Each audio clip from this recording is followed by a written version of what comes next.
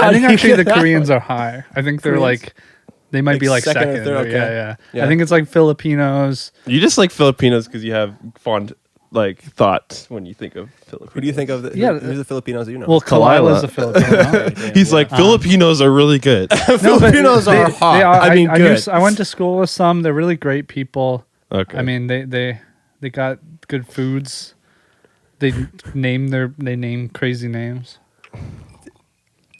I can't think of a Filipino food. Beirut. It's like those I don't know like what that is. fertilized eggs. I've never Sounds tried gross. it, but yeah. Yeah, so like It sounds good and gross. I'd like to try it. yeah, it sounds They have interesting. It It sounds interesting. yeah.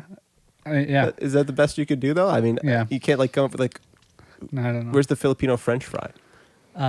They probably just eat French fries. Normal. I don't think they know what that is though. They have like the whole joke is that it's just like a bunch of villages. Right, but Yeah. that's the thing. Is that, Jungle. like always, like the village people end up being the ones who like figure out how to make really, really basic ingredients taste really good. Why is Yeah.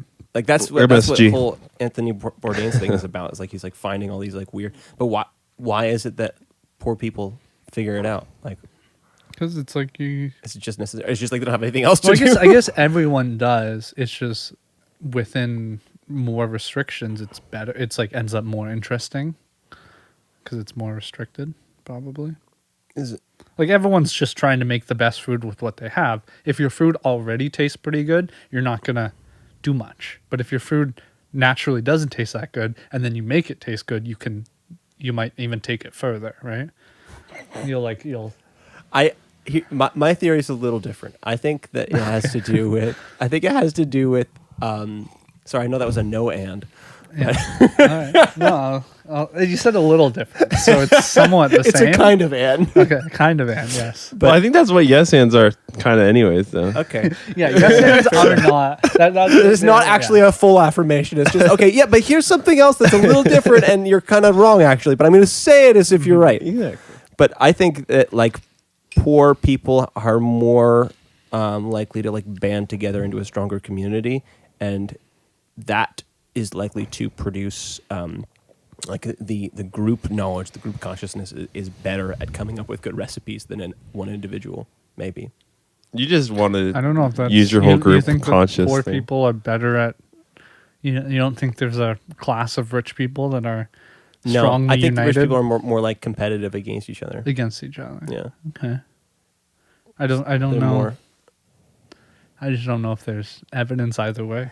Like, do you have examples of? I mean, it's probably hard to find data on like groups of homeless people because I don't they're need- not going to participate in studies. I don't or- need scientific, just an anecdote of that would. Yeah, I be a mean, like specific I example. noticed, like when I was in San Diego, seeing all of these, like there's a huge community of heroin users that are all looking out for each other, and it's like Yeah. it's a tight community. So It's much bigger than any community of rich people that I know that actually care about Yeah, each but other. I'm saying you're not in the community of rich people, so you just don't know that they're a community or not.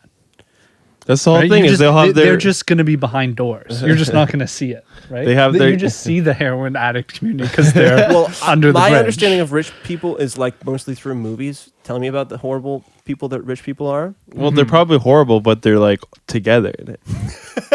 They're in it Like together. you know, like the It's a sex cabal. island, like with Weinstein and all that. Like they're all there together. They're- Exactly. Curating their pedophilic urges so it is. to a fine taste. It is a What similar- better community than that, though? Exactly. Yeah, I mean that's one way to really bring people together. Like, don't tell anybody, or else we're all going down. Yeah, 'cause lots of I'm going to rat on you. blackmail. But I mean, to some extent, that's the same principle that's holding the communities together at the bottom too. It's like it's necessity. But the difference is like, well, what's the difference? now that we've painted this picture, I parallels- think that people always will relate the most across classes or within a class. Always that's going to be a sort of. Yeah, and then it's us Community. against them. That's part of it. I think you're right. Like there might be. I think psychopaths would skew to be or incredibly rich people would skew to be more likely to be a psychopath, which would probably ruin the communities a little bit, or like it would just make it more of like a community theater of sorts. They're just playing community. Yeah. Well, the problem that shows up for me is just that, like, if you have a smaller limit to the number of people that possibly can participate in a community, the richest person there can only be, this much above everybody else.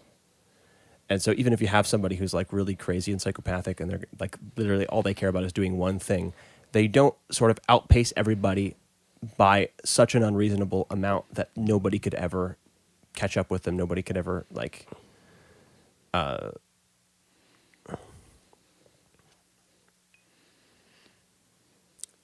if it gets to be too big of a disparity, I know I'm kind of just jumping here. This is just what I was processing today. But like the idea of like the difference between a small community and having somebody who gets extremely rich in it or extremely powerful in it, the community, there's still a possibility for a cohesion in that community to come and like pull that person back down and say, all right, we're done with you. Mm-hmm.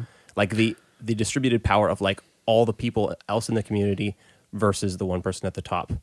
Like if there's actually more power if they all come together, then they're able to bring that person down, as opposed to another situation where it's like you have a psychopathic person that's so focused on one particular occupation that they rise above everybody in the entire world to the point that there's no possibility of a cohesive group coming up and pulling them down. There's not like within the ape and bonobo structures of society, it's like if somebody gets really, if the leader's being a dick, everybody just kills him, and then they get a new leader. Mm-hmm. But you can get to a point. It seems like you can get to a point in society if it's too big, where like it's almost impossible to at least from a totally bottom up level, like bring everybody together and cycle out that leader. Why does it seem like that? I just don't think it seems like. I don't think the power of the people at the top can ever be greater than the sum of the area under the graph, right? Okay, so yeah, so there's two different possibilities for that. It's like either you can get, either it's just not the case that you can't actually have more power than all the people community together. That's just not possible. Mm-hmm. So maybe you're right. Maybe I give you that. But even if that's the case, and it just would require everybody to gather together and be a cohesive entity and bring down that thing, that's not likely to be possible in like, I mean, this is really abstract. Like talking about literally the richest people in the world right now and regular people. I mean, mm-hmm. I guess I'm pointing to myself and us as regular, but like we're in the top 10% or top 5% or something like that of richest people in the world, I think. I think we're top 1% probably. Top 1%, actually? I don't know. Just throwing that out there. That's hey, Jamie. that would be good to be able to pull up. But I'm Jamie. Yeah, this is the main thing that I wanted to try to talk about today was this feeling, and I'm not sure if it's just a really personal feeling, but I think it's something a lot of people sense, is just like the feeling of powerlessness within the current world. And I don't like, it's not just specifically to do with finances. It's like, to me, I think about it in just about every sort of community that I can participate in that has to do with the internet, because that's where you get this huge, everybody's involved. And so it's very difficult to like figure out how to make progress without doing really expedient sort of hacks rather than just like creating things truthfully. Yeah, I just think we are blind to the power that we do have, or we focus on the power that we don't have too much. Like when you first brought this up, my first response is like, the problem of distribution. What problem, right? Like what's like, and obviously like I do see that it could. I believe in somewhat redistributive measures, but yeah, I don't see. I don't. I think that Kanye says they made us hate ourselves and love their wealth, right? Which is I think ourselves and love their wealth. That's love good, their wealth, yeah. Right? And I think that's it. It's like it's just a focus. Like if you focus on what you are capable, what you can do, it's probably more than what you would think you could do if you just focus on what you couldn't do. It's just a matter of what we focus on. Yeah, I mean, I fully I mean, I think that's a really valuable perspective, but I think that there must be a key point where the scales have tipped too far, and now, like, it's time for a revolution or something like that. And I'm not saying I necessarily think that's the moment we're at in the world, and we just need to like destroy all of our current leaders and like anarchy. Well, we don't have to do that. There's naturally built-in equalizers. There's like death, and then there's, I guess, inheritance, and we try to equalize that institutionally. But I think naturally that equalizes itself with squander. So True. Yeah. But even death though is not it doesn't work very well as a leveler when the rate of change and the rate of accumulation so drastically sprawls out of proportion to the lifespan of a person. Like previous points in history, death that makes kind of it worked a little bit better. It's like, okay, I mean, even you can. I'm not even sure if it worked perfectly, because there's plenty of examples of like very tyrannical, just like kingdom or lordships or things like that. It's like serfdoms, or what was in Russia? What was it called? It was like serfs and I don't know. There's some name of the. Well, they had multiple. They had the czars for Tsar. a long That's the word I was time, looking for. Yeah. Which it really means Caesar. Oh, okay. Czar Interesting. means Tsar, Caesar. Okay, makes sense. Mm-hmm. But yeah, if death doesn't happen quick enough, you have to figure out other ways. Basically, then people just get mad enough that they want to kill you. Yeah, we can make Natural it death happen. doesn't do the trick anymore. It's like we're figuring out more and more ways of extending our stay on almost every level of society. It's like you don't have to. We're able to spend more and more time in bed, or more and more time in any particular job or any particular leisure activity, because it's like it's I don't know, I'm kind of confusing convenience into this problem too, and I think it ties in somewhere. Well, yeah, it's being conservative can be lazy because you just don't want to do the effort to vet the possible solutions or improvements, I guess. Right.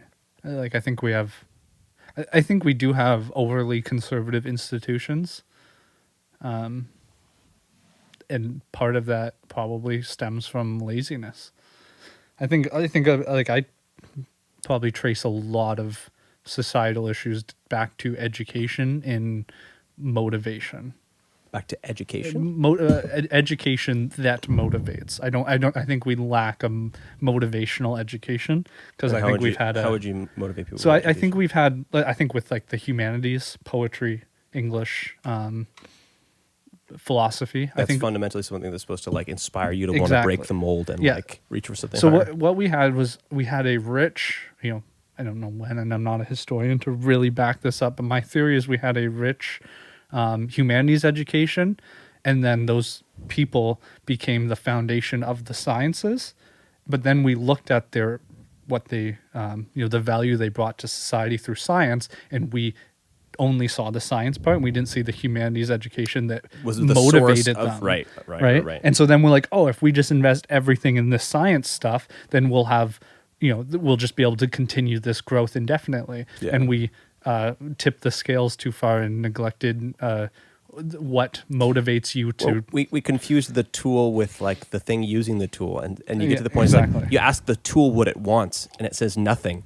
It's like that, then we end up with just this super horrible nihilism that we're trying to figure out how to deal with now. It's like, well, that's because you asked the tool that like religion was using what it was wanted to do, and it's like, well, I'm just a tool.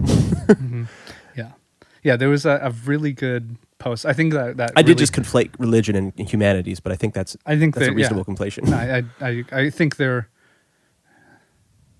I don't know. I think they're fundamentally about the same thing. They're the same thing. I was going to say I think religion is part of humanities, but I don't know if that's...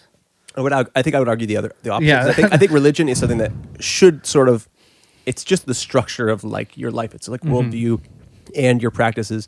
Like it's the structures and it's the art. It's just like a whole life. Well, yeah. So Like calling it a thing is kind of even. no, that's It's what like I think, it's just life. I think the colloquial meaning that people would put onto religion would be part of humanities, but I think what I know you and I to understand religion as would be the category that humanities fit under. But I don't think that's a commonly understood definition of it, I guess. Yeah. Like religion is a label put on very specific practices. Like, yeah, I think that actually science, we've tried to make science the religion, but it's So can't. ultimately, to track those steps back to where we just were, you're saying science kind of makes way for laziness because science doesn't actually ask you to like search for. I mean, there's like romantic scientists like Carl Sagan, or like different people who are like, yeah, like, or even Elon Musk. It's like, you know, we got to move forward. We got to go like conquer space, and that's maybe scary. Maybe that's the right thing to do. Maybe we're supposed to do that. I don't know. Well, those people have found the motivation for themselves, Right. But we Science don't, didn't tell we them don't, to yeah, we don't do have a that good necessarily. institution for delivering motivation generationally. Right. Because that's what I mean by laziness would be lack of motivation. Right. Well, and so laziness you can tie to motivation. You can tie to like artistic inspiration and tie to conservativeness. I think, and that was what you were originally doing. Is you were talking about scientism and conservatism, or it's just like unless you. This is true of the way brains work. This is true of the way everything works. But maybe the brain's a good example. It's just like, okay, when you think the same thing a couple of times, you start to myelinate a particular passage in your brain. You like basically, if you're like think of it in terms of like sand in the beach and like there's different nodes you could connect. You pour water between one little path to one place, and you get there a couple times. The groove gets deeper, and in order to push yourself out of that and like continue discovering new and interesting paths and new and interesting destinations, you either have to become like disgusted with your current path, or you have to become inspired to like seek out the beauty of a new path. Yeah, that requires a force, Which is fundamentally like heaven and hell. Like we have an idea within religion that's like, okay, if you just live the way you are, if you just live in sin, and if you're lazy, then hell comes. But you're actually supposed to be seeking the kingdom of God, right? Or I mean, but art does that too. Just like poetry, things like they break your heart and they make you want to like step outside of the little groove that you're stuck in and move on into something deeper.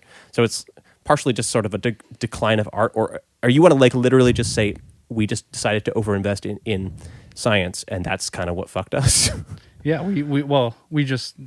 we lost sight of what motivated us to use the tools. We had these great tools, and we started worshiping the tools, right? And the tools stopped working because something needs to work the tools. So what about all the depressed artists then?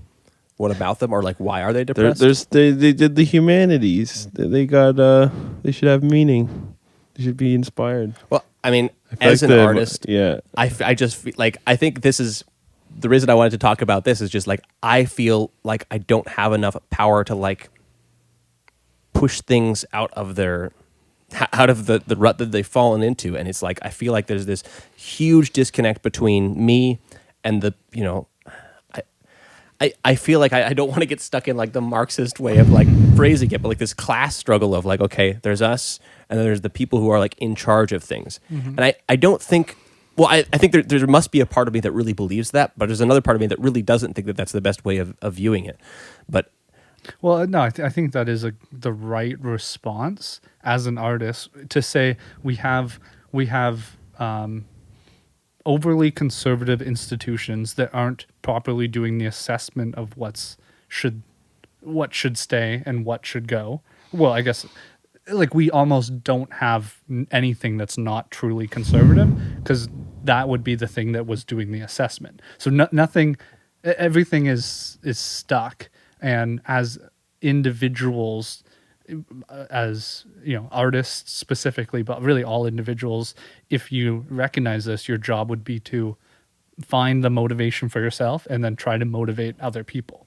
So like I don't again, when it comes to power, like I don't think you should desire more power than you have. I think you have power to motivate people around you, and you should just use that with how you have it. And then if you're good at motivating people, you'll probably get more power to motivate people. You'll probably get more opportunities. I don't know if you're necessarily motivating people or telling them what they want to hear. Like some people are in power because they're well spoken, right? If you have a good demeanor and you're got good charisma. Well, then that's what I'm saying. So they were seeking power in an institution that, first of all, vetted you to see how much you would change, right? And then they were like, okay, this guy would change too much, or this guy doesn't want to change very much, so we'll let him in. Or if they're willing to change due to bribery, then they'll be accepted. Yeah. If you want to be cynical, like, But I think could the all just be- bribery is really secretly for things to stay the same or yeah, for sure. grow, I guess, in a Well, if you're in the static sense. if you're in the position where you can bribe a politician, then you're probably in a position where you're happy with things as they are, and you don't want them to make some regulation that affects you. Yeah, sure. I don't know. Was this a good spot for a beer break? Yeah. All right. Beer. I'm out of whiskey. I guess I want to hear more about what you actually think the problem is. Yeah. He thinks that you can't make a change in government because politicians don't really change anything. Mm-hmm. And I think we all think that. Mm-hmm.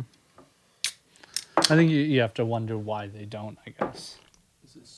Because they're not they're incentivized to stay, like, I don't know, I've heard all these arguments and these gripes before, probably Eric Weinstein even, of like politicians aren't incentivized to change things because it makes sense for them to keep things how they are for the sake of the people who Nobody's invested in motivated them. to take the risks. So to improve things would be to take a risk. Yeah. Right? That's what Andrew Yang said, like, one. Yeah.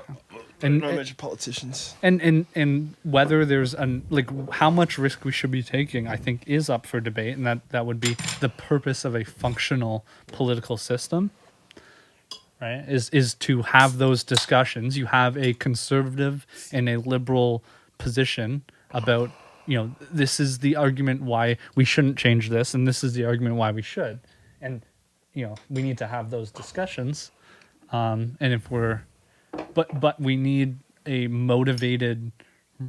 We need people motivated to try and make changes, and I don't know if we actually have that. Well, the people Like motivated to make the changes are social media influencers. They're not even motivated to make change. They're motivated. the social media influencers are motivated to. Well, the change you make is you click the link in their bio, and then there's all the different resources for you to read about. Well, the system has kind of got out of our hands a little bit to the point where, and I guess it always sort of is, but it's like we've all sort of been complicit in the construction of a system that that encourages you, if you want power, if you want to become influential, to basically sell out. So, I mean, if you want to be the top YouTuber, it's like you need to do something interesting, but by interesting, I really just mean outrageous or show a lot of skin or spend a lot of money. Just be, what's the word, like? Maybe we're conflating wealth with power, right? Because I think actually we give people wealth on the condition that they agree to not exercise power, right? Okay, interesting. So like they can buy things, but like we don't want them to shake things up very much, right? We are very critical of. You're saying we choose who gets, like, we give them wealth just because we want the expedient thing that they're offering, not because we've decided that they deserve it. I mean, I guess But implicitly the we've decided that. expedience is their commitment to I don't know, to not do much, right? To not change, to not challenge me, I guess. I pay you to like back off and like leave me alone, basically. It's like don't make me uncomfortable. Make me feel good and I'll pay you. But that isn't we give them wealth, but that's hardly power because we require them to not challenge us too much. Yeah, but the whole thing, like I said, is if you have more wealth, you have the ability to manipulate the things around you more. Do you though? Like How if do you do if you that? don't like So something, you can is just it buy almost it and that change it. We've become rich enough that we can influence our reality to make it very easy for us to be extremely conservative, because that's the most, like, being conservative, or at least like, conserving your own lifestyle and having things stay the same way that they are for you, is like, that's sort of the most desirable thing, for at least the most comfortable thing for everybody. So it's like, if we all have the money to do it, that's what expedience, or that's what the temptation is for us to like just invest in things that tell us to stay exactly the same way as we are. I think the tangible example, I feel like Elon Musk like said he bought all these houses around his house because he didn't want them to change or something, or like he didn't want people to move into them. That's a great example. That's so crazy. I think I actually remember. That's insane. But yeah, that's fundamentally though. That's what it allows you to do, is that if you have. So I wasn't expecting to go here either. That the idea that like it may be the case that we're making it impossible for ourselves to change because we've invested in us in not changing. Like all of us have been implicit or complicit in that endeavor. We were just like, we built a reality around us. We wanted this. We wanted, we wanted media and we wanted institutions that basically just let us be exactly the same way that we are. But indirectly, we gave, again, I'm still kind of going back to this power thing of like, there's still certain people at the top that are like doing the same things that we are, but because they're above us, they're doing things that are expedient for them, but not so much for us. And then we're like, hey, I don't want you to do that. It's only okay when I'm doing it.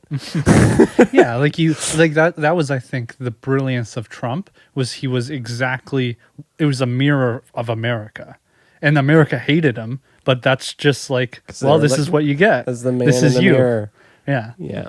I think that's exactly it. Like I don't know, I don't want to rage against a rich class of people that is really acting the same way we would be. Right. You want to rage against the machine, but you can't because you're part of the machine. You're a cog. And the ways that you aren't are, I guess, subtle, and generally not, I don't know, not seen by society. The ways in which we motivate people are not glamorous, right? Okay, this is one of the other angles of this, though, is that as we sort of participate in society, we don't primarily do it on. I guess I can't point to everybody and say we just don't do this, but I think that the rise of the internet is encouraging us not to pay as much attention to participating in our society and our government on a local level, so much as because, and again, it becomes about. I guess we haven't gotten into this yet, but it becomes about status and about like how to like get the most bang for your buck in investing your time socially. And so like if you want to have the most people giving you the most positive attention, you talk about the issue that's the easiest to get the correct answer on to the largest number of people. So you go on social media and you advocate for a social issue or for a politician, not a local politician, but a national one, because then you get the likes of everybody, and it's all about getting those likes. Well, not everybody. That's why we naturally create a binary. Right. Because the most people that anyone can appeal to is half. Yeah. Right. If you have to appeal to someone as opposed to someone else, then we get forced into just like disagreements, just into me versus you. Imagine both parties became so conservative that they elected the same person. Well, what do you think Trump versus Biden is, right? I guess, yeah. Right? I think that is sort of where we are. Oh yeah, we already both of the parties are extremely conservative. There is no liberal party. Yeah. That's I don't know. He might give us them weed over there, though. Might give us the weed. But that is a fake liberal agenda, right? Right. That is a It's just a conservative pandering thing. Yeah, it's like, oh, we It's the all same already thing as, smoke like- weed. Well, now it's legal. What changed? It's nothing. Disney making the new in-person Mulan, like to just sort of virtue signal that, hey, we're like empowering women and Asian people. Yeah, it's a fake move of progress It's not real.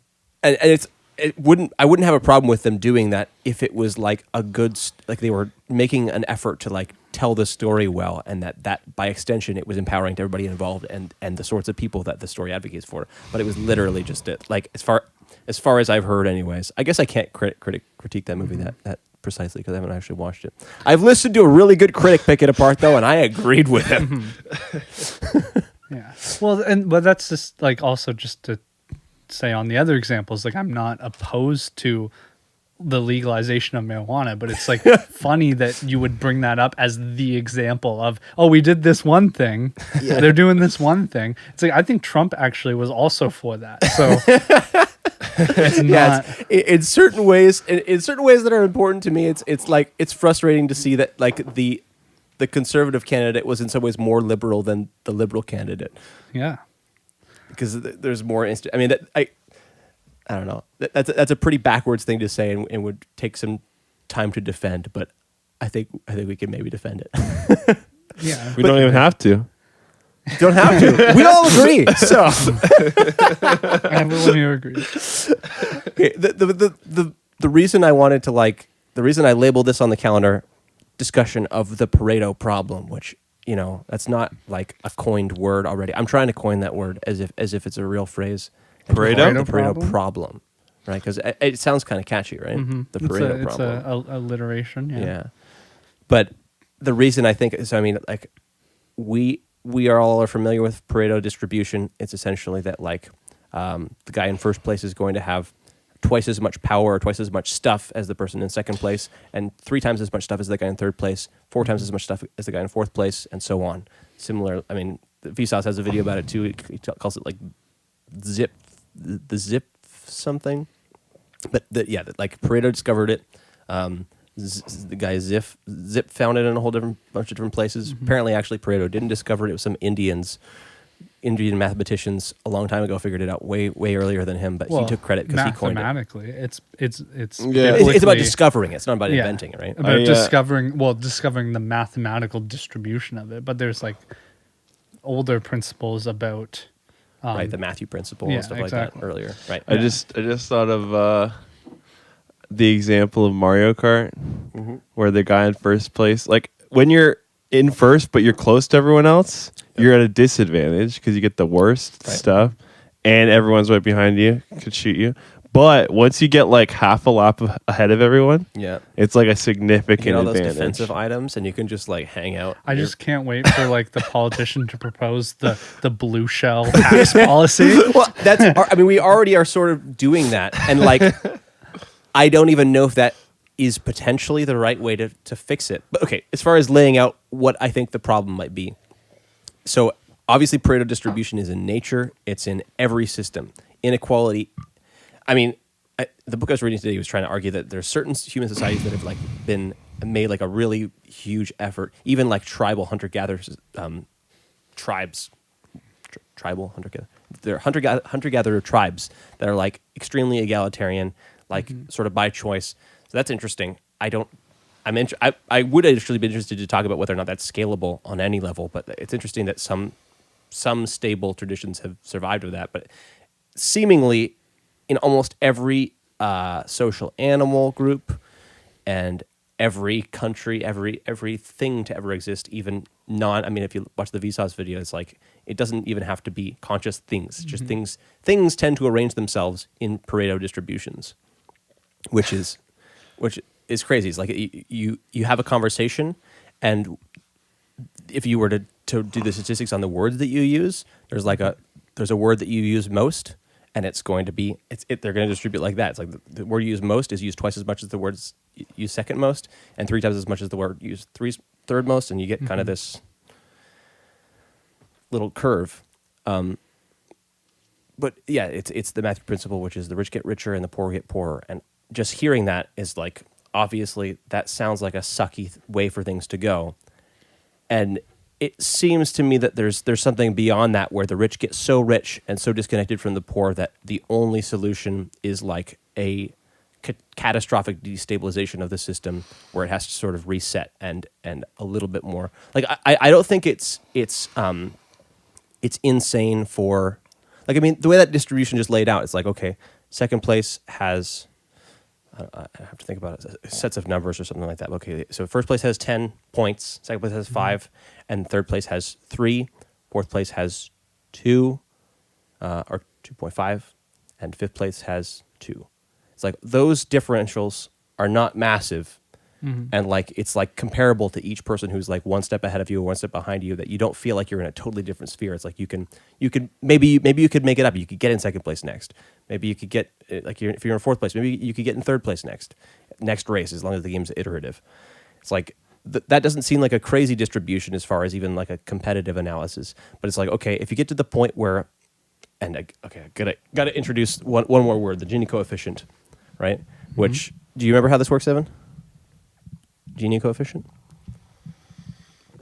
It's okay. I'll go over it real quick. It's the gap between them, right? Yeah, I know how it works, but for the listeners. For the listeners. For the listeners. Evan knows how it works too. Honestly, Yeah, we you all don't know how even it need to works. explain it. Just explain it for the listeners. So, Gini coefficient is a way of measuring inequality in systems, and basically, if everybody has the exact same amount of whatever good it is that's being distributed, then the Gini coefficient is 0. If one person has everything and everybody else has nothing, the Gini coefficient is 1. So it can be represented in terms of percentage, or you can just do like, point. Even though depending how many people are in the system, if one person has 1 and everyone else has nothing, it's almost equal. Right? Well, so that's why it's actually important to have two different systems of measuring inequality. And so there's Gini coefficient, which is like relative inequality, and then there's what's it called, actual, or I think it's actual. It's a different. It's another A word. It's I don't know. anyway, something like that. There's like actual inequality of like, okay, like numerical inequality is maybe another way of understanding it. So if, we have a Gini coefficient of that's similarly, okay, here's a good example. So if I have 2 marbles and you have 10 marbles, there's a difference between us of 8 marbles. But there's a relational difference of like, 4 to 1, right? So if you put it in a fraction, you have 4 times as much as I have, but you only have 6 more marbles than me. That's not that much of a big deal. If we have the same relational difference, but suddenly I have 200 marbles and you have 800 marbles, you have 600 more marbles than me, and that is it looks bigger, and it actually, as far as even what you're able to do with it, you're able to do more things with it. Like that's a much more noticeable and a much more meaningful difference, despite the fact that our relational inequality hasn't changed at all. Right, so like it's still a 4 to 1, right? You still have 4 times as much as me, but you also have 600 more marbles than me. Exactly. You can do a lot more with 600 more marbles. You can do a lot with 600 marbles. I mean, I can think of. I don't know if a you lot. can, and I think that's actually.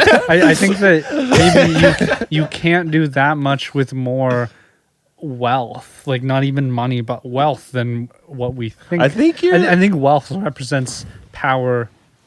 I think it in does a a good not job real of it, way. though. Like, you literally can control your environment. And you can affect. Yeah, but you you can can control the things you don't like. You can control your Money environment controls a lot everybody. The without thing is, money, if the too. prices don't reflect the fact, like, so if the market is sort of set by, most people have 200 marbles, and so we have set the prices for people who have 200 marbles, and it's like, okay, well, now the person with 600 marbles, he has the potential to like totally dominate that market and do whatever he wants with it. He can buy out a business and then make it into something else that he wants. But like, if it's literally is okay, there's a difference between us. I have 2 marbles and you have 8 marbles. It's like there's only 6 actions that you can do with those, or maybe there's only 3 actions that you can do that I couldn't. So in relationship to where we were at, it's like, even though relationally we don't have, there's not a bigger difference between 200 and 800 and 2 and 8. It's just that within a system that's based around different prices and different potential actions you could do with those things, that does matter. But the requirement of control over your environment probably diminishes at some point too, right? So there's an amount of money that is enough to control your environment enough, right? That's like, all right, Right. this So is you have okay. disposable income after a certain point. Is that what you're talking about, or? He's saying Sure. you can't control it as much past a certain point where it's like doesn't change anything. Okay. Well, the control based on There's an your upper control limit. of your own, I don't know, drives doesn't matter as much. Like there's like things that I can just deal with. It's like maybe if I had more, I would do something else, but it's like not motivating enough to try and get more. What do you have an example? Because I don't know if I'm following. Yeah, it's like the amount of hours I have to do work to get to the job that I would need to like live in like a mansion outside of Toronto is, to me, actually, I just don't think it's worth it. I can live pretty good in Brantford for less hours, and I don't want to do that, right? And so I can control my environment just enough by the amount, by doing, just enough to get the amount that I know I'm okay with. So another dimension of that I thought about is the perception. It's probably true to some extent that rich people don't get convicted of the law to the same extent. Like if you have the best lawyers, you can just Well, it may. Yeah. So this is maybe where the sort of the class distinction thing becomes a useful thing. It's like, so if the difference, if the actual or the numerical difference in our wealth or our power is only 6 units as opposed to 600, we might be in the same class. So there's still the same restrictions that apply to us, even though, again, fractionally, relationally, you have 4 times as much as I do. It doesn't matter because we're still sort of governed by the same laws. There's a point where you break out of that into a new level of, okay, you're above the law, and you actually have influence in these spheres or whatever. And But I guess this is where my belief in metaphysical laws come in, because I Okay. don't think you can ever be above the law of God, I guess, in a sense. So like you can do whatever you want in this world. Good luck, right? I mean, are you falling back on the afterlife, or you just mean that like eventually your consequences are going to catch up with you? Or both? I'm certainly not talking about this world karma. So I don't know if I'd call it the afterlife, but I think there are. I think you have a. You can damage your soul, I guess I'd say. well, that's all well and good for your soul getting damaged, but all the people whose lives are damaged in the meantime are probably a little pissed off if your actions are affecting them. Sure, but I mean, Christ got crucified, and I don't think he was too pissed off about it. And I think he's the example, right? Okay, so I had a feeling we were going to get here, but seeing as you've introduced Christ, Okay. how do you see the Christian story solving this problem? Well, I see the Christian story as saying your experiences. I don't know. It does. I don't think I actually totally understand it, because it doesn't say that your experiences are meaningless, but in a way it says that. I don't know. It says Experiences of suffering, you mean? Yeah, like I guess any of it. Like like death. Death doesn't mean nothing. It actually, because in the story it means it's one of the most important parts of the story, right? So it's not to say it's meaningless, but it doesn't. It's not like a checkmate. There's no checkmate in death. Well, the thing about chess is that it's a game that you don't just play once, too. So even if it's checkmate, it's like it doesn't matter because there's more games. I guess, yeah. So I think that's a Christian game then. Right, it's an iterative game. Yeah, this. You only play it once if you got really sad, though. That happens too. When I beat Gary. Yeah, that's true. I don't know though. Usually when we play chess, if you beat me, I just get really mad and I keep on playing like angrily, and I keep losing because I'm so 'Cause you frustrated. get more angry. Sure. And which is that it's the Pareto? cruel Matthew principle added again. It's like once you lose, you're just going to lose more. You know. Okay, so but how does that? I mean, plugging. I think we're going to have to try to figure out. I mean, that's fundamentally, I agree that I think that the Christian religion, it should solve all our problems. It claims to, or at least in some way. So, but I'm trying to figure out how what I know of those stories and what I know of like what this tradition teaches me, how I can at least interpret a little bit of that into this problem, because it seems like it's a I guess it's just the formulation as a problem. Like, do you mean when you say solve the problem, is your expectation to flatten? no. So I mean, it's like I said, I don't think that Pareto distribution, when it's, I mean, so like as far as like zip distribution, even like specifically being that what I first laid out, I think I'm kind of using Pareto to generally talk about the principle of maybe it's more the Matthew principle. It's just the rich get richer and the poor get poorer. There's a particular point where maybe it's past Pareto distribution. I'm not fundamentally against inequality. I think that's inequality is like a sign of specialization. But like there's a point where it becomes, there's such radical inequality that, I mean, people intuitively are frustrated by inequality. They're like, this sucks. Why is this like this? And I mean, I can see. I don't know if that's a timeless intuition. Oh, I think so. I think Everybody wants to be the big ape, probably. Maybe. I mean, so maybe everybody wants to be the big ape. So maybe it's like it can be a smaller feeling. But I think there's a particular point where it's like, okay, I'm frustrated enough that I don't have power. It's usually because the system is doing something that like is not benefiting me radically. Yes. Well, for the big, like, I'm saying people aren't frustrated by inequality as a concept, and then you respond, well, people want to be the big ape. That is, they're just frustrated by their position in the inequality. They're not. They don't want to get rid of the inequality. They just want to be in a different, unequal position. Right. Yeah. Exactly. Right. So yeah. So I'm not against inequality, but I think that there's an amount of inequality that everyone would be against and would have a visceral response that this is too much, and I don't want to play this game anymore. And I mean, like, I think it relates back to the Jack Panksepp, the neuropsychologist. I think actually neuropsychologist with the rats. You know, he did the experiments where like having like the really strong rat had to let the really weak rat, the little small rat, win at least one out of every 3 or 4 games that they wrestled in order for because it wanted the small rat to continue to play with it. But somehow it seems like that.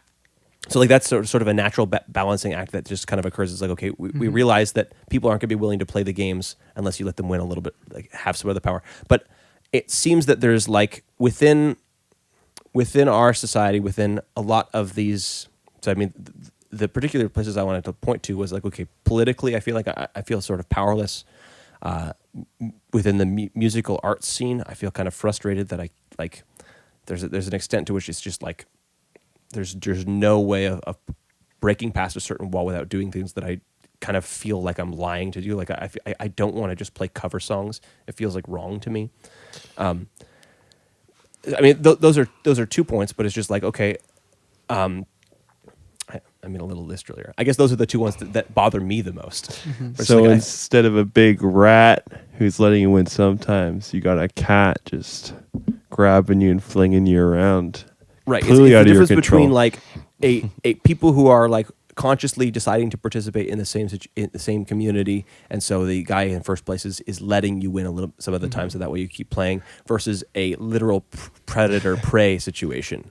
I just like how much expectation, how much political control do you expect to have, right? With like the amount of people that are participating in the same space as you. I think it's, and this is what I was thinking about earlier, is that I think it's probably just that I'm told about a story too much of the time that I have no influence over. The story that is most expedient to participate in is the national or international story, but that's the one that's like the most disconnected from my immediate life. Yeah.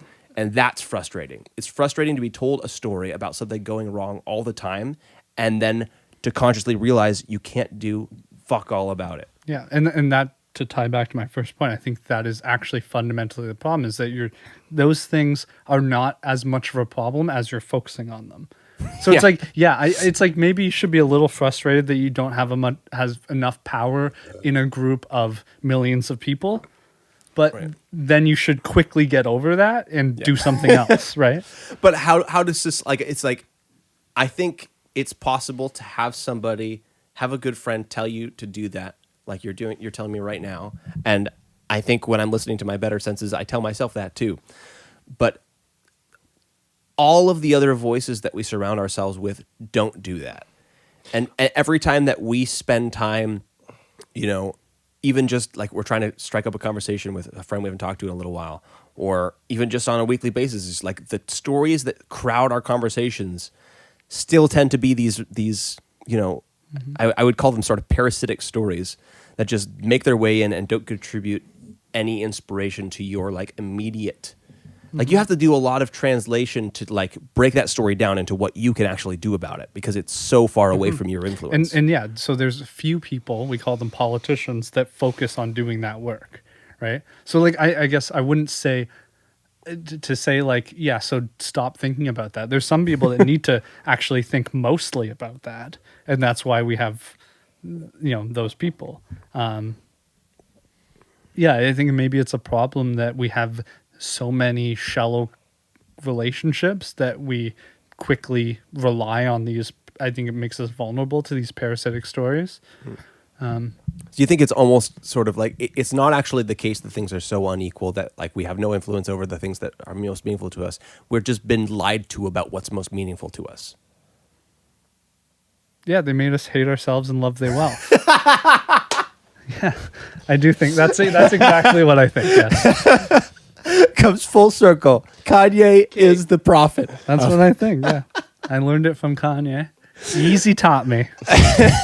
Yeezy taught me. Listen to the teachings of Jesus, and he will teach you everything you need to know. Prophet, great prophet Yandi, Jesus. Peace be upon him. Peace.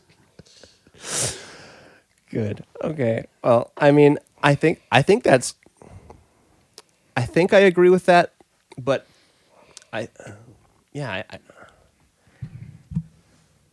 And I think trying to facilitate healthier relationships is just actually something you have more power over than you realize. And I believe in, spreading that message. You can just do that. Okay. I think so.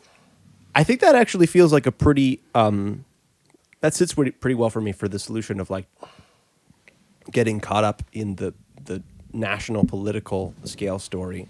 That actually helps me to process that a little bit. But there's still a more fundamental general problem of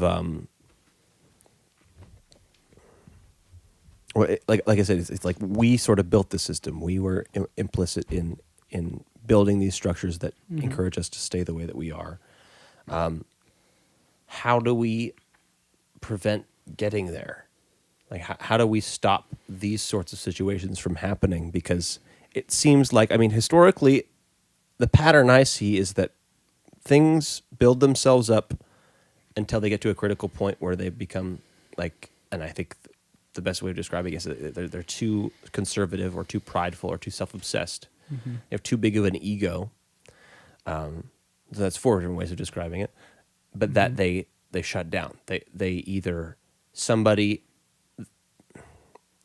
It's like, it's sort of the tithe thing again. It's like if you continue to encourage yourself to spread out and go into new territory and stay inspired by your artists and pay your tribute to patronize your artists, you pay them to keep inspiring your people and to keep on searching out past the bounds of the way you've been doing things.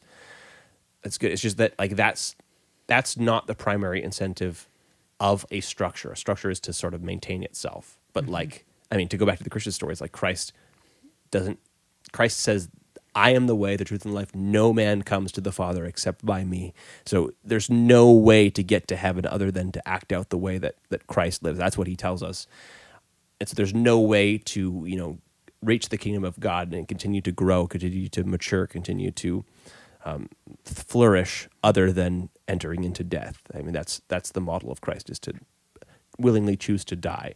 And like on a psychological level or societal or governmental level, it's like that's choosing to invest in the arts. It's choosing to destroy yourself, to self-harm. That's not the end of the story, though, because then there's I think the resurrection is more important than that. And I think Okay. that I think it's I think it's C.S. Lewis that talked about this, like the Can you hit that resurrection. camera real quick? Sorry, Evan. Could you hit that one on back on? The resurrection not as an event. Like I think it's actually a funny example that ties into some other things we're talking about, where I heard people complaining about like conspiracy theories about shutdowns, how they let us have a Good Friday service, which was the crucifixion, but they didn't let us have the Sunday service, which is the resurrection. So it's like Just to get everybody the depressed. devil wants to keep Jesus dead and not let him resurrect. Well, so my main problem with that idea is that they don't understand the story, because when you participate it as like a liturgy, you do, one day is about the resurrection, but really the whole thing afterwards is about the resurrection. I think this is what C.S. Lewis says, is it's not an event, it's the whole new mode of being, is the resurrection is still occurring. We all participate. When you become a Christian, you participate in the resurrection. And I think that when we encourage people to focus on things that they can do right in their life, to help those around them, I think that is resurrection participation. And I think that's I guess in the arts, when you motivate people, I think it's actually the liberal perspective that's missing in our society is the resurrection. That's actually, we can look forward to something better. We don't just have to stay here. We don't have to be stuck in a certain There's a difference mode. between being a sort of a liberal and being an anarchist, right? It's like an anarchist is sort of a nihilist, or at least a nihilist about the system. It's like the only way to get through this is to just shut everything, like kill everything, destroy the system, and then build something up from the very low, from the ashes, not from like a slightly. Although, why is that different than the Christian story? I mean, like the Christian story tells us to consciously die, but like Jesus died all the way, and then he resurrected. Isn't that the difference between the system and the individual, though? Yeah. Bars. No, I think that's So, like, exactly you're what I would've dying said. versus you're wishing the entire system to die. exactly. But Because really, the more the reason why you'd want to destroy other things is probably, again, just conservatism. It would be easier for you to stay the way that you currently are if the other things were more different. So anarchists are really conservatives. So sorry to break it to you. You don't want to die, and that's why you're trying to destroy everything around you. wow, that's a hot take. That's a good point, though. So. Well, I mean, okay, but to counter it, because that obviously there is an argument that overshadows that a little bit. That like there are times where like you actually have something, your truth is it's genuinely like you're noticing and you're standing for something that you know is true. It's like you don't want to just give that up. Like there's a difference between like dying to yourself and like allowing yourself to say maybe I'm wrong, and then like and reviving and being renewed. The resurrection side. Right, there's a Jesus resurrection. didn't stay dead. Right. So there's a difference between that and like, we're supposed to do that, but then like, it's also even within the traditions that, okay, well, once you've been like renewed or whatever, it's like you do courageously stand up for something that you believe to be true. Right. It's not just a matter of just always like rolling over and playing dead. It's not just being super beta. But that didn't require the overthrow of anything. Like, right? The whole expectation was this is the Messiah. He's going to overthrow the Roman occupiers. And then he just died, and then like, what the hell? Like, you were supposed to overthrow the Roman occupiers. And then he did, actually, but he just made them Christians over a while. Right? That's the resurrection. Was the Holy Roman Empire was the resurrected Roman Empire that was the overthrow, but it happened so slowly that no one saw it. I think anarchy does work, though, in a situation where the majority of people feel like they're disconnected from what the system has, right? Like it happened with the French Revolution. Again, it becomes really important if the story you're being told about your reality is something that you can't affect at all. But the thing is, so the Pareto problem, the thing I was trying to like lay out, or the thing that like I haven't totally formulated in my head, but like what I've been trying to formulate and see if we could figure out is that I think that it's possible to be directly participating in a system that is at the point where it's like you have no influence over it.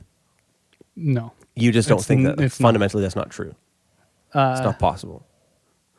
I guess there will be aspects of the system that you wouldn't have influence over, but there's never nothing, I guess.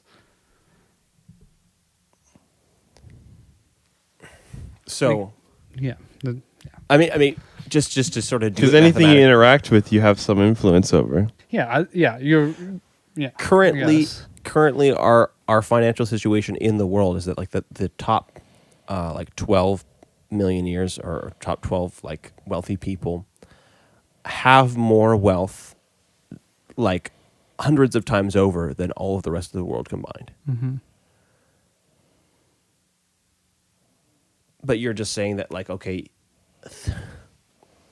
so that's again where we're kind of doing that's weird political theater thing where it's like it's too disconnected from you. That's not really the story you're participating in. Why are you focusing on that? Mm-hmm. But so just to kind of bring it downstream to like a very particular example, let's say there's 10 people in the room. One guy has $100 and everybody else has $1. And there's 10 people in the room, right? $9 is nothing on $100. Mm-hmm. Even if everybody combines their wealth, there's no... So maybe the problem there is that we're assuming a closed system, is that wealth is the only system of influence. Yeah. Well, I think the dollar is certainly losing its power as Right, so people as a stop playing system. that game. Like people are just So the question is, what are those out of those 10 people? What does that dollar mean? Right? Is that guy that has $100 doing something insanely valuable for the 9 people? or how does did his he get that $100 much, value right? only come from the fact that he owns 50% of the rest of the people?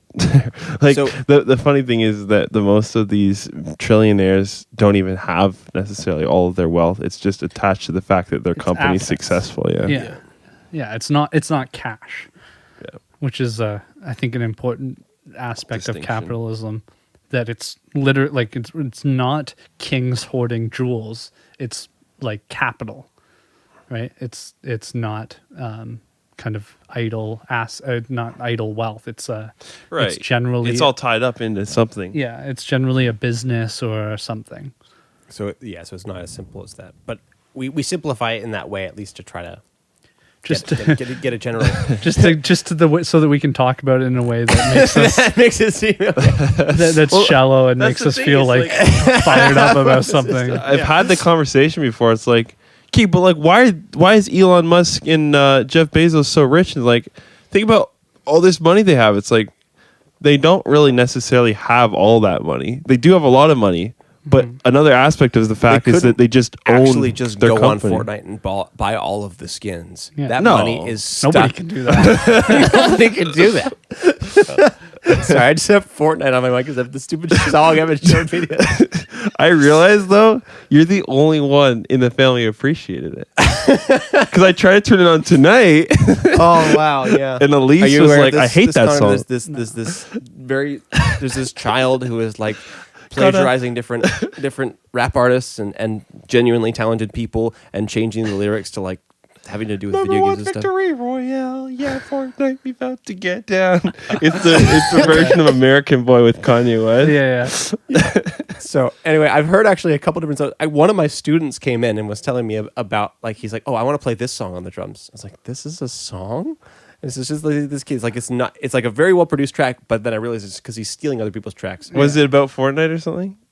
No, it was a different. Actually, maybe it was about Fortnite. Okay, then it probably. But anyways, was, well, that's a good segue though into the music industry because this is where one of the things that I wanted to talk about. Okay, we'll give you a sec there.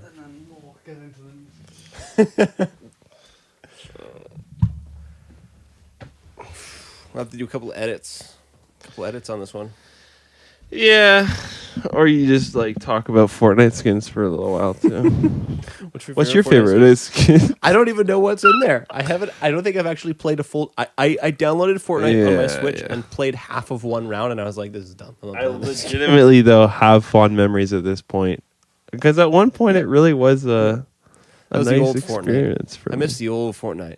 Not the, Yeah, but you won't understand. You didn't play old Fortnite, but you played. also, yeah. you have to play it on like PC or something too. It's just it seems Oh, like too much. honestly, you had the worst possible Yeah, way I of don't wanna playing play it. it Too. on, But like, it is bad now, objectively. Like, Yeah.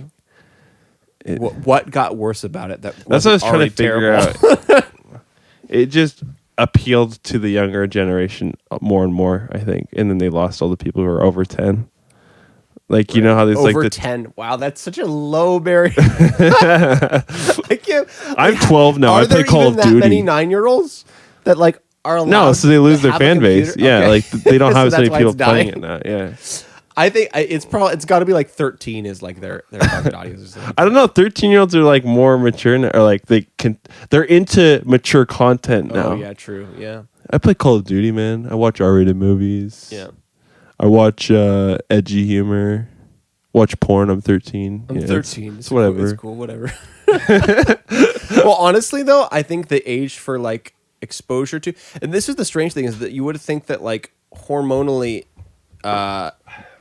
kids just wouldn't be interested in porn until much later, but I think the starting age where they get them going is like 9, 8 or 9 at this point. Oh yeah, which is strange. Like that's probably just to do with like the way that we, I don't know. I get all conspiracy theorists about this kind of stuff, and they go, well, not conspiracy. I don't think it's actually a conspiracy. I think it's a sort of a complicit. Like we didn't really care enough about this, and so we, again, try to do the most expedient thing for selling food, and so we sell foods that are extremely lots and lots of hormones in them, so that way we can grow our meat up big and fast and fat and delicious, and then we don't think about the fact that damages the ways that our children are physically developing, and they start to like. It'd be interesting to look at the data on this though, but like I think what's the word I'm looking for? Like maturity, physical maturity. What's the word? Puberty. There's another word though. Well, adolescence. Yeah, that it's starting at earlier and earlier ages. I don't know if historically this is like the earliest it's ever been. It would seem to sort of make sense that this is the first time we started really drastically experimenting with like genetic modifications in our food. Yeah. And so I don't think it would make sense for historically there to be ever a point where kids have been where I don't think that a 9-year-old would be interested in boobs in a sexual way at any other point in history. Not certain about that, but I don't think that would be the case. Unless they're breastfeeding.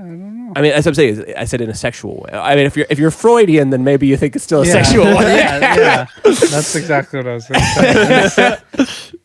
Like maybe it's still sexual. Maybe that baby's really turned on when he's sucking them titties. Well, when they're 9, they're not really a baby. Yeah, if you breastfeed long enough in the good old days, you know. Yeah, I don't know, but I'm curious how much sexuality and puberty is strictly like. I don't think there's none. Like you're not totally unaware pre-puberty. I think it's more maybe curiosity, but I think that just it's difficult to find the line between curiosity and libido. Yeah, exactly. It's like it doesn't ever become not curiosity also. Like so it's difficult to find. Is it the hormones or is it just the access? Like the kids, the amount of effort it would take to see boobs on somebody who wasn't breastfeeding your sibling previously in history would have been too much for a kid to bother doing. But at this point, it's just on the internet. It's literally just let me see BOOBS enter, right? Like that's all it takes at this point. So I mean, it's ease of access and potentially the not conspiracy thing I'm trying to. Anyway, but as far as the music industry thing, I was trying to talk about, like, well, the model we just talked about as far as is that, like, okay, if it gets too unequal, then people actually just lose faith in that system for it to be a meaningful system. If one person has $900 and everybody else has $1, people just think, okay, dollars don't mean anything. That's not a game that we're actually going to play anymore. We just throw out that economic system and start bartering with something else because it's like that's not meaningful anymore. I like, isn't that what actually recently happened in some? Wasn't that like a particular African country? Like was it Zimbabwe actually? Maybe I think there was some country that like inflated their currency so much that it was just like, okay, we're not going to use this. We're just going to just use, like, we're going to use somebody else's dollar that actually makes sense because this is just ridiculous. That's the exciting thing about cryptocurrency though. Okay, I don't want No, to well, talk that's about exactly that what I just was going to say. Because yeah, like We should the actually American talk about that some other time. It is that Garrett, you set it yet. up. I want to talk I'm gonna about it. I'm slap just saying- that ball. I mean, I think I don't understand cryptocurrency yet, and so I don't want to. But this It's going to take a long time to This is a explain good it. avenue for you to Okay. understand it because All it right. is to Give me the say- short version. It is. No, I think it's exactly that model of it's a group of people that have said, maybe we could have a more reasonable currency than one that's controlled by a centralized government, right? So it's like, okay, like Right. the ability of like a closed system to like a closed system within even just borders to decide a value is not good enough. And that changed though, because at one point it was gold. And Yeah, then they used a substitute for gold, which was these paper notes. And then as soon as it was paper notes, then the government controlled how many were in supply, and then it was government controlled. And then the idea is to revert back to And the so equivalent there's of an actual gold. scarcity to, like, Yeah. there's an actual limit to how many Yeah. cryptocurrencies. I mean, depending That's on the which mining. crypto you are using. Yeah, there's an amount of scarcity, and it's sort of based on the Okay, so you close it and it's- technology that it's. Well, they literally have a fixed supply for Bitcoin. That's the most popular one. Like, there's Okay. only going to be so many, and that's And then why once, there's once they've reached expected. the limit, then it's like it's done. Yeah, Okay, interesting. and they like So I- limit the supply that's available and- per year. They release some, and So in stuff. that system, it's not like you. Can you still get to a place where it's like somebody just has all the like? So if you get to a place where somebody has all the Bitcoin, it's like okay, well, all right, we'll just move on to the next one. Well, they don't like in the same. I don't know. Does someone have more power if they have more Bitcoin? Maybe. Well, there is inflation actually. Bitcoin's interesting based on like lost Bitcoins. Like Oh, there's they like burn them. there's like there's like lost wallets Or like and stuff. Alex Jones's tons. Yeah, of there's Bitcoins. there's like How and- many and- Bitcoins does he supposedly have? Well, there's 1,500, there's like 1,500. Oh my urban God. legends about these like wallets that Oh, are yeah. lost, and that literally, basically, that money is out of the economy. and it basically It's inflates the burned. currency. Yeah, it increases the value of everyone else's. That's so But nuts to me. Bitcoin isn't the Because only currency. one Bitcoin is worth how much money now? Probably around 50K US or a little more around there. And he probably. lost 1,500 units of 50K. I can't Oh, even yeah. do that multiplication. I think right I now, did but it. And that's it was like that's 250, couple 500 million. Yeah, Right? Yeah. somewhere in there. That's crazy. You would have been so rich. Insane. Yeah. Can't believe that. Like Bitcoin, I think is. But is- honestly, though, the romantic part of me just is like suddenly all these images of like pirates and like searching for buried treasure and like Indiana Jones is like, we got to go find that computer. Find the Bitcoin. Yeah. It's like because that's what those sorts of stories are linked to is a sort of more closed system of wealth where it's like, Right, there's because only that so was much- gold. Right. Yeah. They weren't That's finding interesting. a box full of $100 bills. Right. It's like, okay, well, this based on inflation. Inflation, yeah, is just that's the frustrating thing. Is just and so inflation is a byproduct just of somebody being in control of the supply, basically. Yeah, Inflation it's- can't happen otherwise, right? Yeah, it's a byproduct of reducing of Increasing But the so supply okay, but available. we Yeah. stumbled upon inflation, and we thought it was good. Why? Why did we think it was good? Like, was it literally just good for the government? It seems like. I don't know who thought it was good. Well, I mean, part of it is that you can literally just give money to poor people. Well, that's not. We didn't discover inflation and then did that. I think we did that and then caused inflation. Maybe. Wait, what? Well, you have to print the money and then you give it to the poor people, If and you then just you print it. realize that it affects the value Well, I of the think money. there's the time value of money, which is very real. So it's actually more valuable for me to have money now than in the future, Yeah, like pragmatically, Okay. right? And that's just a real, I guess, phenomena with money. Right. Okay. Resources now are it's basically one in the hand's better than two in the bush. Resources now are actually one in the hand equals two in the bush. It's like that's inflation. Is the future two birds is Right. Inflation is betting on the future. So I mean, we went into this with Sapiens. Inflation is sort of like it's borrowing from the future, and the invention of that. It's saying that we are actually going to become this much more valuable as a society by the time that we, Yeah. But so I mean, so that does seem like a profitable way of like it encourages us to like. Well, it doesn't encourage it. Just it allows us to kind of step outside of our. I feel like inflation devalues. So like 1 in the hand equals 2 in the bush. Those 2 in the bush we are spent equal like 4 to hours talking about hands and bushes and birds on that camping trip. I don't Yeah. think we're going to go anywhere with this analogy. I think the idea is if I have that bird now, I could breed it, and by the time the future comes, I will actually just have 2. But I like like to guaranteed. think like the $1 now is worth the $2 of the future because they've lost 'cause value. because I can guarantee to make that, because even the Okay. 2 in the bush are still only Okay, potential. but I- to demystify the analogy, the 2 in the bush are potential birds. Yes. And the 1 in the hand is that you already have. Yeah, and I can commit myself to making that bird 2 birds, and then that's even more guaranteed than the potential, right? Or you could be like the author of this great book Evan chose a while ago and just become the bird. Be the bird. Yeah. Well, now there's 2. There's the bird and then there's peregrine, right? me. Yeah, Now there's 2 birds because you're a bird. because He was an artist though. He wasn't a capitalist. certainly wasn't. He wasn't a damn capitalist Otherwise, like he'd this write guy. a better book, make more money. His book is a cult classic. It sold 500 copies. Okay. Though I was trying to connect that like system of, okay, we got into Bitcoin and all this stuff, Yeah. and I'm not sure if we actually agree though that like, okay, so maybe Bitcoin is a possible solution economically speaking in anyways, but I mean it forces us not to be able to do the thing that inflation allowed us to do. So maybe that's a potential problem that we're going to run into with Bitcoin. But we should talk about that in more detail later Bitcoin on. doesn't yeah. not inflate though. Okay. It's All right. not a solution to inflation. It goes up in value. Yeah. It's a solution to No, It's- inflation so- is the No, opposite. no. Well, But it does go up in There's value. the phenomena of inflation, and then there's planned inflation by governments that are controlling. So the idea of decentralization is Well, that's like, the whole thing. Is the Bitcoin goes up in value and the U.S. dollar goes down.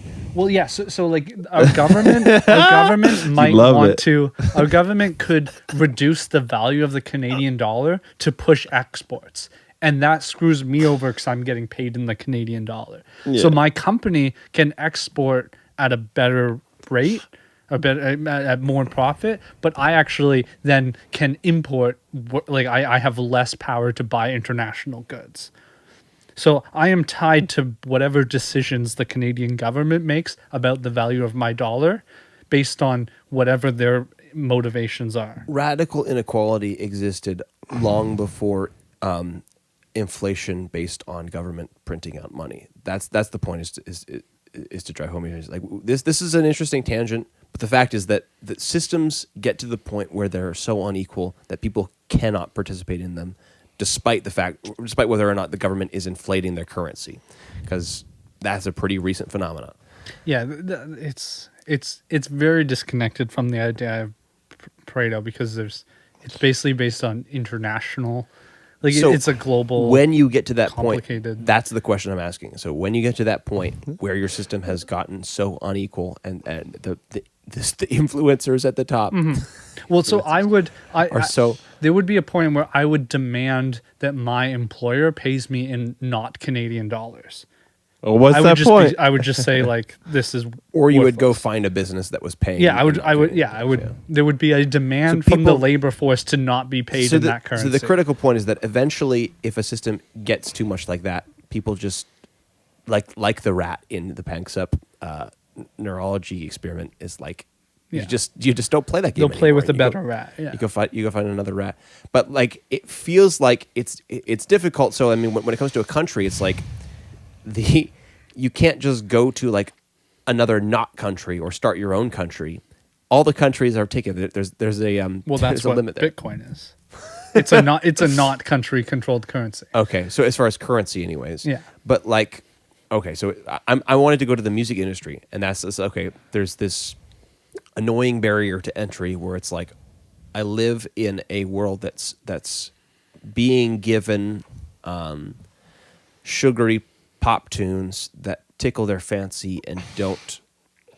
And we were kind of talking about this the other night, whether or not the music industry is actually doing this. I think there may be some other factors as to why maybe the music industry is already sort of solving this problem, and maybe we should go into that a little bit. But like, you could get to a point where it's like you're just being fed whatever music would make you happy and would not challenge you. It's not like it wouldn't push you to like reconsider your life and like, yeah, this is actually, so in the conversation the other day we were talking about this, is that music fundamentally is not, or the sorts of songs that we're writing right now are not so much about cosmic meta narratives as they are about subjective like struggles and oppression and like basically just complaining about your life. Yeah. So if you want to sell music, then you have to enter a market of supply and demand, or find an institution that will fund music. Maybe we don't have enough institutions funding music to free them from supply and demand. But I can't affect that. Like Jack Conte is trying to sort of encourage musicians to go and just create stuff, and so he's doing certain like grants and stuff like that. Yeah. And I guess Canada actually has grants like that to do that as well. And that's what I'm talking about. So that those are to free people from supply and demand. Or you can not try to sell music. You can sell something else and make music. Right. Yeah, which is the thing I was thinking about the other day. Is that if and maybe that's sort of what we need to be doing more often is, or like I'm just trying to think about my own situation. It's like, okay, I guess I sort of do that already. I found a niche to go and just like I can make my regular paycheck by doing something that I can consistently do that isn't fundamentally creative, but that still is meaningful. Like I go teach music privately, and like that works as a paycheck, and then I can. It's just that the fact that there is a payoff for doing other sorts of music. I guess I don't know if you're artistically driven enough, which I think I don't know. Most artists I know tend to be like this. Is like even though they know they could make more money selling covers, it's like that. It feels so distasteful just to build a career on that. It's like it's not actually scratching the itch that your musicianhood passion is like driving you to do. It's like you still just want to go create real music anyways. Yeah. So maybe you do that as like, okay, that's my paycheck music, and then I'm gonna go still write my own music. Yeah, you're not gonna be able to sell that in a market situation. Yeah. Oh, and that's I guess what Balaji Sneer, I don't know his last name. I don't know how to say it. You know the guy I'm talking about, right? Yeah. He's talking about how in order to make a change in a big system like this, you play both games. If you're trying to combat against Google and you think that they're doing something wrong, you go and beat Amazon, and you beat them on their own terms, or you play the expedient game, and then you use the profits that you get from that in order to invest in the dreams and the poetry, the humanities, right? You follow your dream too. It's difficult. I mean, that's an interesting strategy. I don't know if that's totally possible. But I don't know. There's plenty of movies, plenty of stories talking about people who try to do that, and they again, it's like the sellout story. You sell out, and then you get a huge payoff for selling out, and that's the biggest problem is that like the pot for what you get for selling out is growing and growing and growing with the internet. As more and more people participate. So what are you calling selling? You're just calling making music for a market economy. Right. Yeah. You're calling that selling out. Yeah. But then that's, I don't know. I think that's the same as just getting another job and making other music on the side, right? Well, it's not quite, because you are still populating the music market.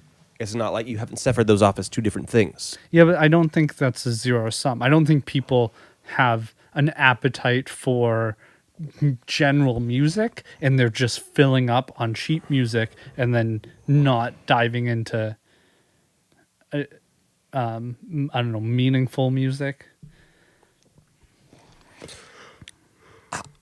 I mean, you have to talk to various people about that, I guess. But I don't know. It seems to me that we're becoming more and more used to and more dominated by meaningless fluff music, and I don't think that's. I think that's a phenomena of the last 200 years or so. I don't think that's like something that throughout history we're always chained to that sort of diet for entertainment. I think it's just like we're playing so many games.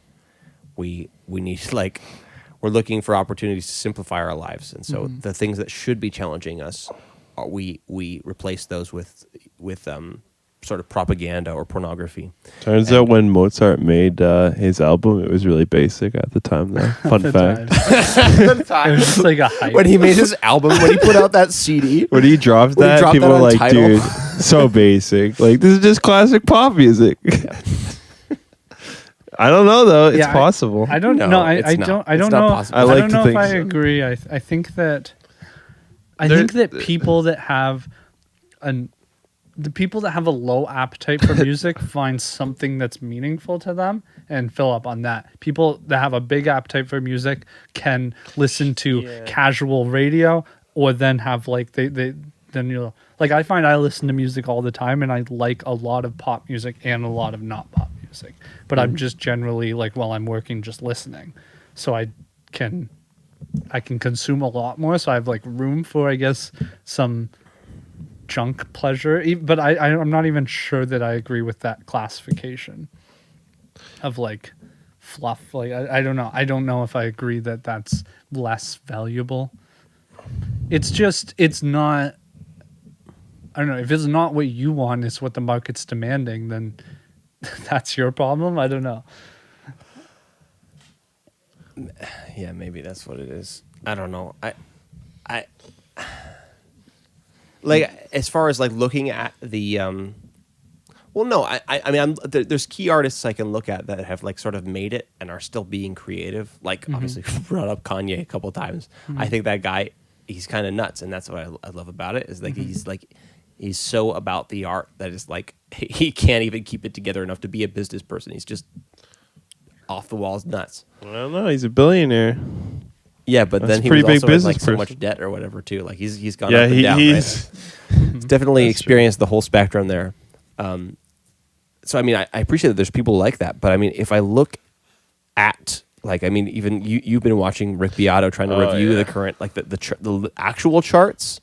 Well, yeah, you go on the he'll revisit the Spotify top 10 charts globally every like 3 months, and it'd be like the majority of the songs he's just like disappointed in their similarity to each other. Yeah, And then there'll be like one that shines through, and he's like, "There's But more than three chords." So at any one time, the top songs are always going to be similar. That might just be a phenomena, right? That just might just be a thing. Like maybe always at any one time, the top songs, Well- given a certain cultural context, would always all be similar. It's funny when they're all similar, yet they're all different genres, though. Like there's the one song that's the Hispanic song where it's like da da da da da da da da. So then what's, if they're different genres, then they're not that similar. They're similar in the sense that they're very repetitious. They're similar in the Yeah, sense that they that's don't the have Isn't any thing music variants. just repetitious? yeah. Music is repetitious, but there's a difference between music that you can listen to once and music that you can listen to 1,000 times, right? Sure. Yeah. And the difference is how much you're pandering to the market.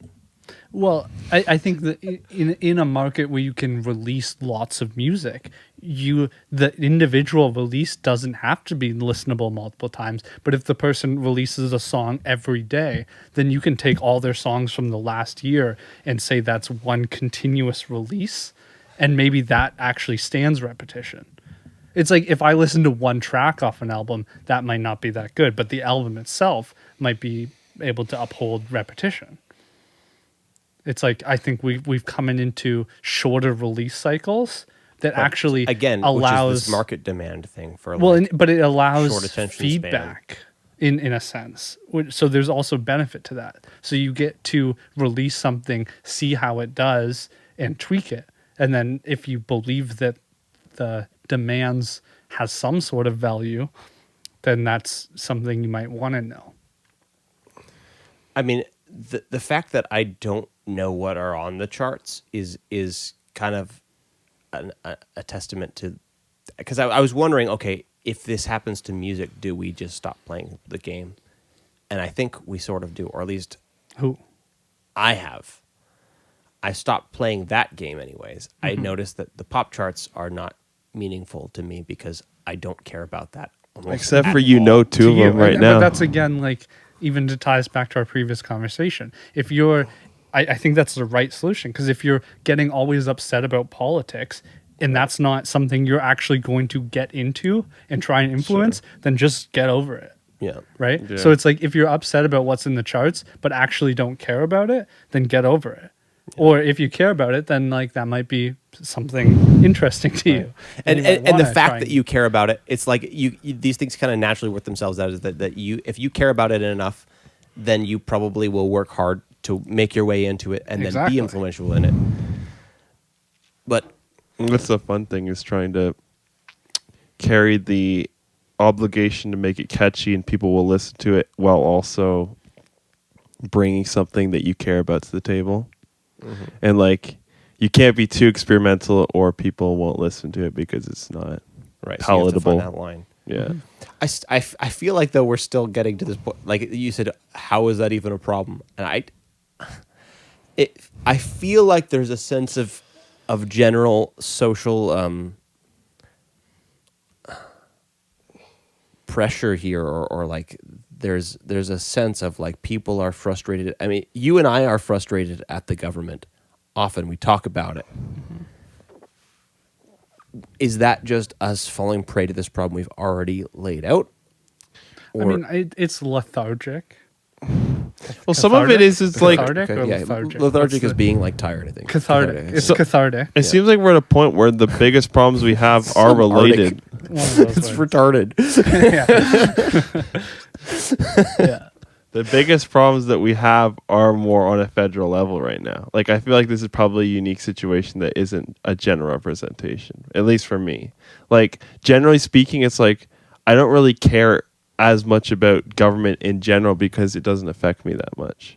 Where like, probably the last 10 years, I was like, I don't know. Things happen in the government and in my country, but most of the time they don't usually affect me directly. So I don't really care that much.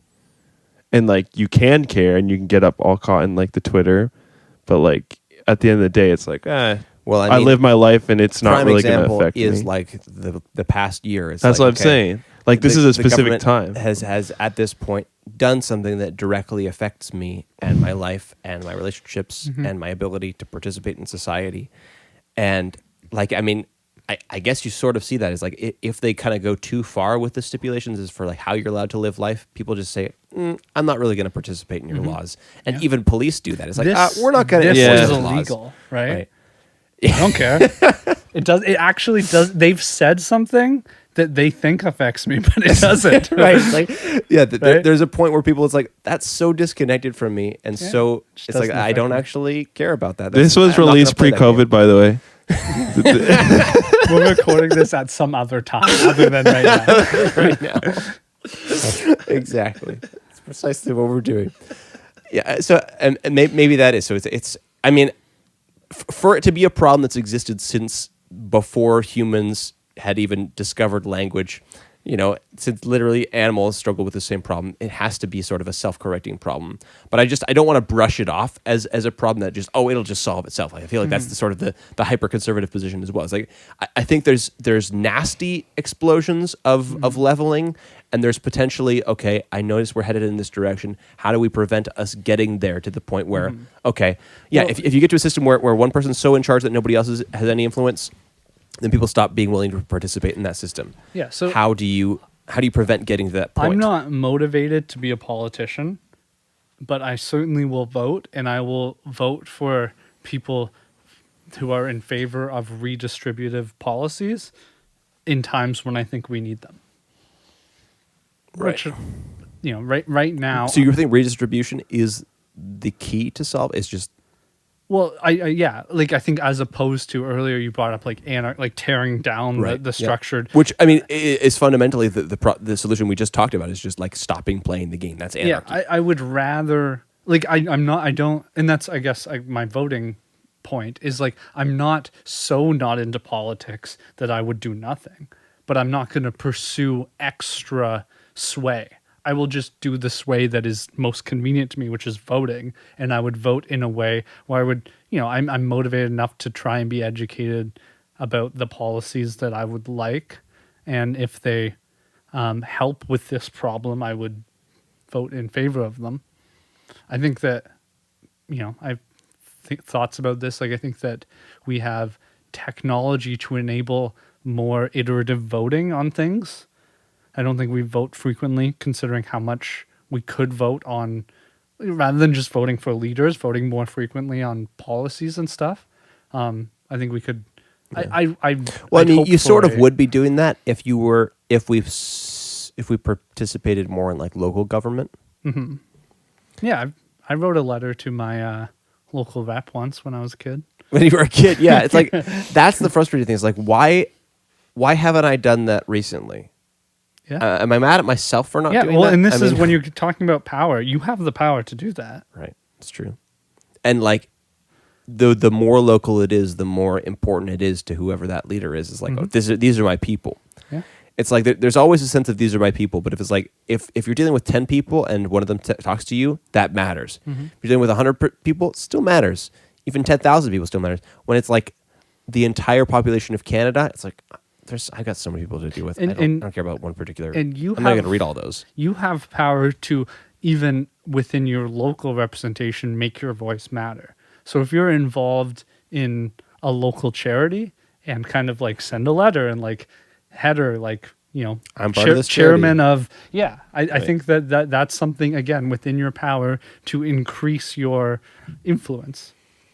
Right. Okay. That's interesting too. And so, but that's still sort of like that's a revolutionary strategy though. It's like bottom up, and so I guess it's just okay. There is an extent to which that impulse to like want to like take claw back at the power, that is a useful impulse in those situations, because you can actually do that. You just have to think about in what ways can I do this, and would it still be meaningful to me on those levels, or am I just looking for an excuse to be mad at somebody? Well, and that's my cathartic comment. There is some conversation, like I'm not totally against this because I participate in some cathartic releases of frustration. I do that because then it's released, and then I'm okay for a while. Yeah, and then there's some things that I should not I should release in a way that's maybe I'll try and write a letter or something. I don't know. Okay, so those are. I mean, I think we made some good progress here. We figured out at least two potential solutions to this problem. Yeah, and so one is just giving up and playing a different game, because there are always going to be other games to play, and if it's a dumb enough game, everyone's going to give up and play a different game, so you don't have to worry about it. Just stop playing. Yeah, it's those transitional periods though of like being the first one to give it up. Like that's what takes a lot of like courage, and it's like a very scary thing. It's like, have you estimated the dumbness of this game well enough to realize, or to be able to be certain that like you giving up, and partially that's a good thing. You don't want to just be like throwing game boards willy-nilly every time they're not going your way. Yeah, if you're the only one questioning something, maybe you should wonder if you're the just a sore loser, one, right? Or maybe you always have to. It's those ways in which society gaslights us that gaslighting is a meaningful thing. Right? Exactly. It's like gaslighting is not always bad. Yeah. Gaslighting. Sometimes you're insane. Sometimes you are the problem. Sometimes you're wrong. Yeah. Yeah. That's okay. But I think you need to have real relationships to know a little bit about, or like hopefully you have someone that's being honest with you. That's not just the hard reality of like a market of, competition. Hopefully you have like more generous people to correct you with with a sense of care. The correction of like large communities is harsh, I guess. I think maybe we don't have enough small communities to give the gracious corrections that people need. I mean, intuitively, that's where like most of my solutions to all of life problems, I've just been like almost always just like dumbing it back down to, it's just about, we just need better communities. And like intuitively, that really seems right to me. But I think you kind of technically connected it there in a pretty meaningful way. It's just I don't want to just jump there as a kind of like a be all end all solution to everything. Even if I actually do think that might be, a solution to a lot of the problems we're experiencing right now. Again, I mean, that wouldn't be the be all end all. It's like, okay, in our moment, this is probably the thing we need to be working on is participating in smaller local communities Yeah. and stuff like that. I think that's the thing that's been particularly threatened with the internet. I think Yeah. like if I the things I'm most willing to talk about that I think are problems are much smaller than like distribution of wealth. It's basically social behavior in an age of the internet. That's what I'm saying. It's like it's social. It's not like, I mean, financial wealth is interesting to talk about. There's a couple complicated factors, but it's like it's pretty easy to look at least as an example of like market economies. Is just like the economy of attention through social media, and it's like it's very frustrating to look at the games we're willing to buy into. But I think we might sort of be headed for the tipping point where a lot of people, there's definitely been you can notice in the zeitgeist a lot of like people saying, I'm kind of done with social media. I'm done with Twitter. I'm done with this, done with that. In the same way that I'm in favor of our government freeing artists from the market economy, I'm in favor of freeing yourself from the market economy for your attention. So that's just discipline to like participate in things that aren't expedient but are meaningful relationships, right? I think that the internet is social media is a replacement for an expedient. I've tried to merge those words. Expedient replacement. It's an explacement for like real social relationships, Right. And that is, again, to just tie it back to things that are within your control. You have control to exercise discipline in participating in that or seeking out. It's just the thing I have not been able to untangle yet with social media is that there is such. I guess it's just that there's a lot of things that social media has crept its way into, and I have to kind of just go through each one of those facets of my life and figure out to what extent is it healthy to participate in social media. Because I mean, there's a surface level where it's just, okay, social media can I mean, or maybe it's not surface level, but one level of it is politics. It's like, okay, social media and politics, that isn't meaningful for me, so I'm not going to talk about politics on social media as often. Sometimes I still get pulled into it, but usually it's like I can figure out that that's the case, and I can become more disciplined, and I can say social media and politics, no go. But I have to figure that out on every level because there's so many different topics in which social media has sort of taken over and said, okay, social media is the way that you distribute music, so it's like, okay, so in order to do music, I guess I haven't solved that one. I haven't figured out my relationship there. It's like, okay, there is a big potential payoff of like doing what the masses want through social media when it comes to music, but I don't really like what I create when I do that. I mean, I would just put out my like little covers thing earlier last year. I'm reasonably proud of that thing, but it probably could have been even more successful the more I had sort of sold out.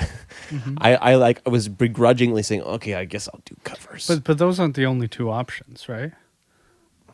Okay. You're like I released this, or what's the other option? Or I don't, or there needs to be an alternative, or I release what? Like, what else do you have to release? I haven't done this yet. I'm thinking about, okay, I've been working on writing songs that I personally deeply feel are meaningful for like the past several years, and I think I'm going to put this out, and I'm like getting to this point where I'm like, is anybody going to care? Is anybody going to buy that? Is anybody going to listen to that?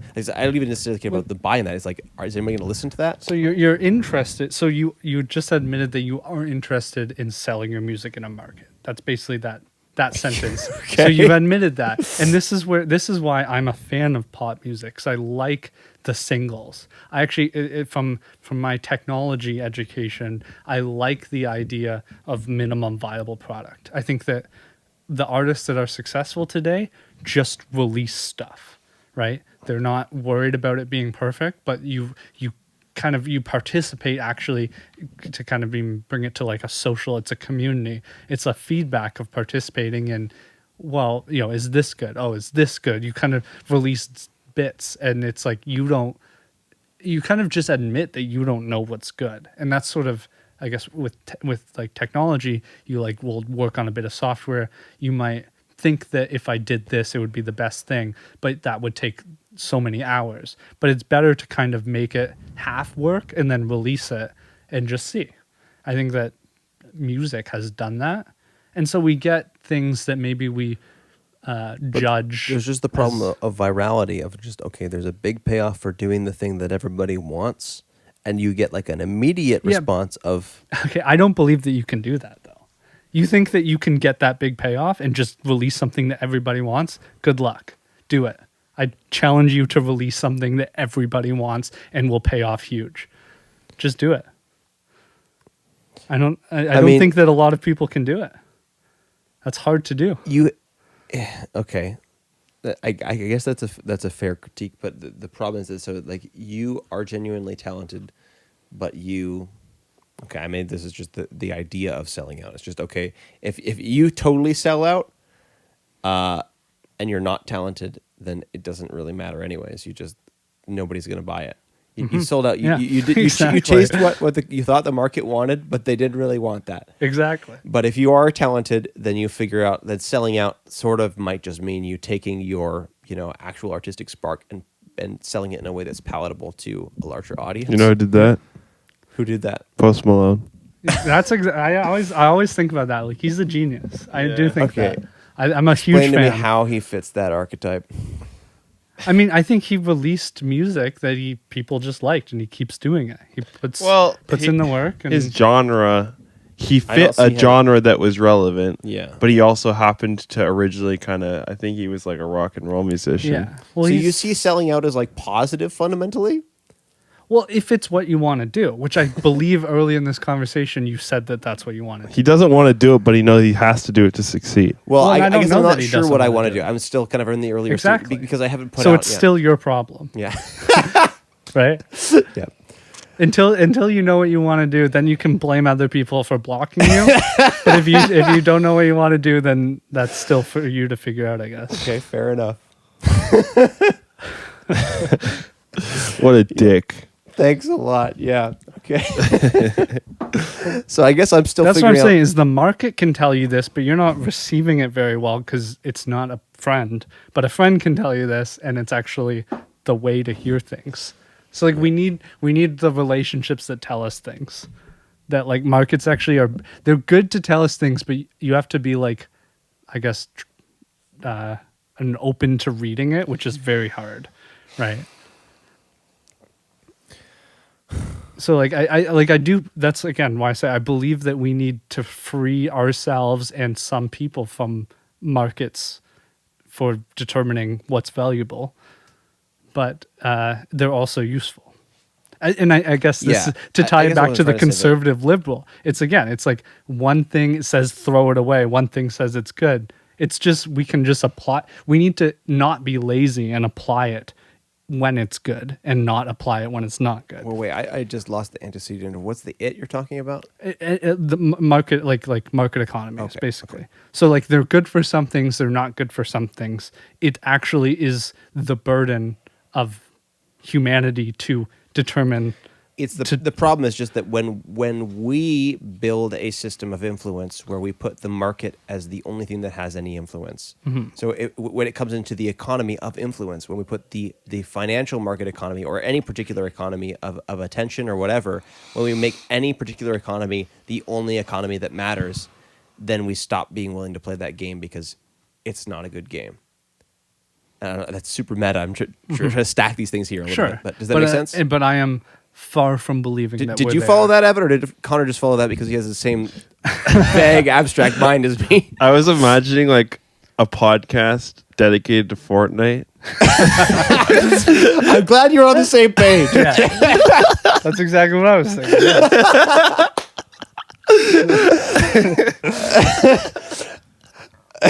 You have to go over it again. Okay. I said, okay, so we've established that if you put all of your eggs in one basket, then nobody wants to play with those eggs.